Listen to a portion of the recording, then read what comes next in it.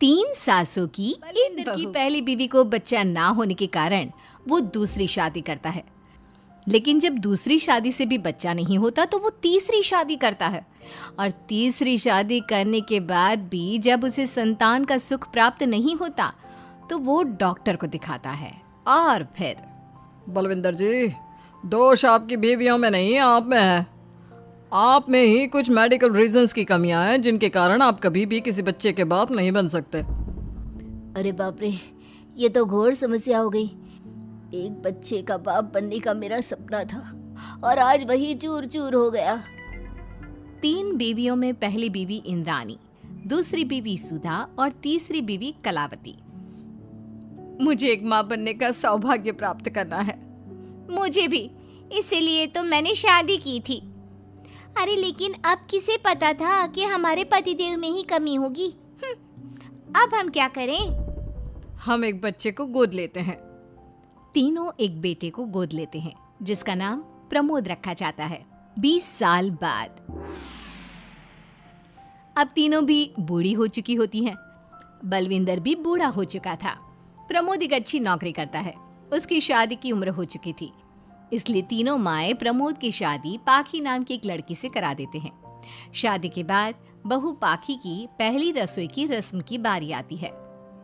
मेरी प्रिय 3 सासू माओ, आज मेरी पहली रसोई है। बताइए क्या बनाऊं? क्या पसंद है आप तीनों को? बहू तू ना कढ़ाई पनीर, सूजी का हलवा और पुदीने की चटनी बना दे। अरे नहीं नहीं, ये क्या पसंद है? अरे पाखी बहू, तू छोले भटूरे, सरसों दा साग और मक्के दी रोटी बना और पंजाबी लस्सी भी बना दे। ओफो, सच में मेरी सौतनो, खाने के मामले में तुम्हारा टेस्ट और चॉइस दोनों भी बकवास है। बहू, नॉर्मल सिंपल सात्विक भोजन बना दो और हलवा पूड़ी खीर का भोग चढ़ा दो भगवान को मंदिर में। अरे कैसे तुम दोनों अपनी मनमानी कर रही हो? मैं तुम दोनों से पहले आई थी बलविंदर जी के जीवन में और तुम दोनों से उम्र में भी मैं बड़ी हूँ। इसका मतलब मैं पाखी बहू की बड़ी सास हुई? नहीं, उम्र बस एक अंक होती है। मैंने सबसे ज़्यादा देखभाल की है प्रमोद की, इसलिए मैं एक सास होने का ज़्यादा हक रखती हूँ। पाखी बहू, तुझे मेरी बात माननी होगी। नहीं, तू मेरी बात मानेगी। जो मैंने कहा है वही तू करेगी। नहीं, मेरी बात मानेगी वो। नहीं मेरी। तीनों सास आपस में चिल्लाने लगती है और फिर वहां पर बलविंदर और प्रमोद आ जाते हैं। अरे ये क्या बिल्लियों की तरह लड़ रही हो तुम तीनों सास? पाखी बहू को घर में आए पूरे 24 घंटे भी नहीं बीते हैं। बाकी तुम एक काम करो, तीनों माओं की कही गई डिशेस में से हर एक की 50-50% डिशेस बना दो। लेकिन बस, अब प्रमोद ने कह दिया सो कह दिया। तुम तीनों अब झगड़ना और बहस करना बंद कर दो। पाखी तीनों सासों की कही गई आधी आधी डिशेस बनाती है और इस तरह अपनी पहली रसोई की रस्म पूरी करती है, जिसके बाद उसकी तीनों सास उसे शगुन और नेक देती हैं। फिर एक दिन, अरे पाखी बहू, तुमने अपना सारा काम निपटा लिया है ना? तो जरा यहाँ आना। मेरे ना घुटनों की मांसपेशियों में बड़ा दर्द हो रहा है। जरा तेल या बाम से मालिश तो कर दे बेटा। तभी वहां पर इंद्राणी और कलावती भी आते हैं। पाखी बहू, चलो मेरे साथ बाजार। मुझे ना नई साड़ियाँ खरीदने हैं। तुम्हारी फैशन सेंस बहुत अच्छी है ना, इसलिए मैं चाहती हूँ कि तुम मेरे साथ चलो। अरे पर मैं यहाँ पे पहले आई, तुम्हारे साथ ही सही, लेकिन मेरी स्पीड सबसे तेज थी। पाखी बहू, मेरे कमरे की अलमारी और पर्दे साफ कर दो ना, बहुत धूल जम गई है। मुझे खांसी भी आ रही है। अरे ऐसे कैसे तुम दोनों मेरी बहू को अपने साथ ले जा सकती हो? सबसे पहले मैंने बहू को कहा है कि वो मेरे घुटनों की मालिश कर दे। अब जाओ, 1 घंटे के बाद अपनी ये फीकी शक्लें लेकर फिर से आना। सुधा मैडम, ज्यादा ना बोलो। पाखी बहू को तुम दोनों से ज्यादा नेक दिया है मैंने, इसलिए पाखी बहू तो मेरा ही काम करेगी। और वैसे भी ये सुशील सर्वगुण संपन्न बहू अपनी इस बेचारी बूढ़ी सास को खांसते हुए कैसे देख सकती है? क्यों पाखी बहू? हाँ, पर नहीं पाखी बहू, तुम इन दोनों की भावनाओं के जाल में मत फंसो। और रही बात शगुन और नेक की, तो रिश्तों को प्यार के भाव से तोला जाता है, ना कि पैसों के भाव से। मतलब ये कहीं के। ओ इंद्रानी, ज्यादा मत उछलो, पता है कौन कितना मतलबी है। उफो, अब फिर से आप तीनों मत शुरू होइए। मैं आप तीनों की काम करूँगी, लेकिन बारी बारी।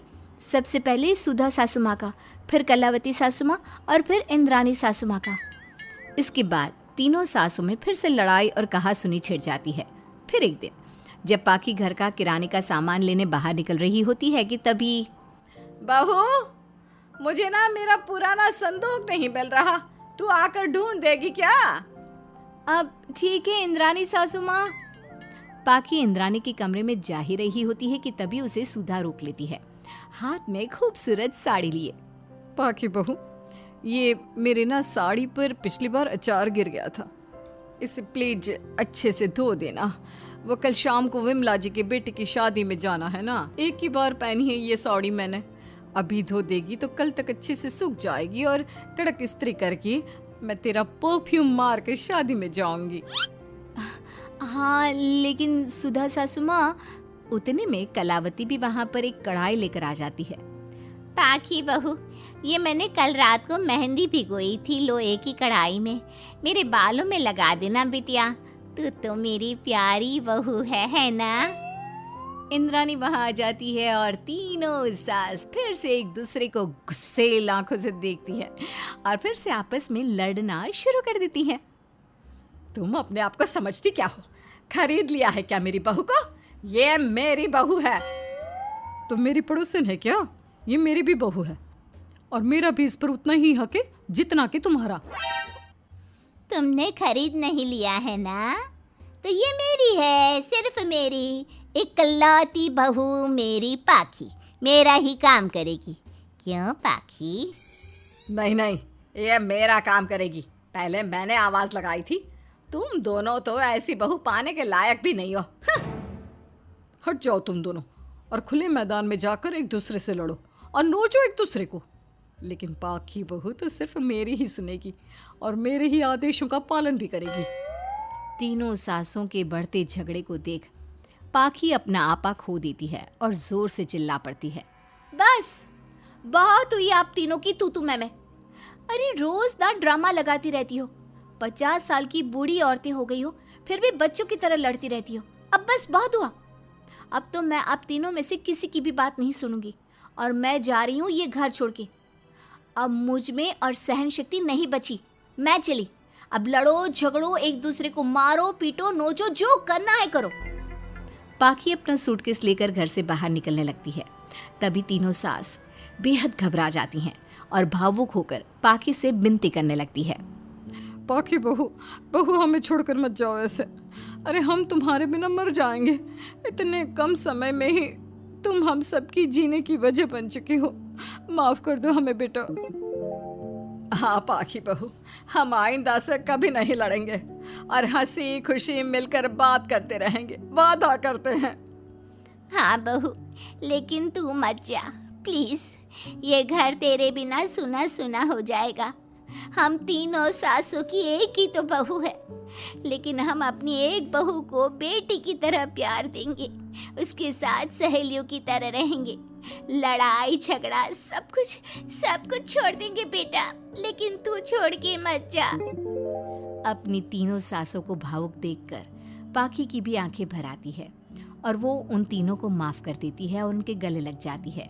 इसके बाद तीनों सास अपनी एक बहू संग खुशी से मिलजुल कर रहती हैं और आपस में जरा भी लड़ाई झगड़े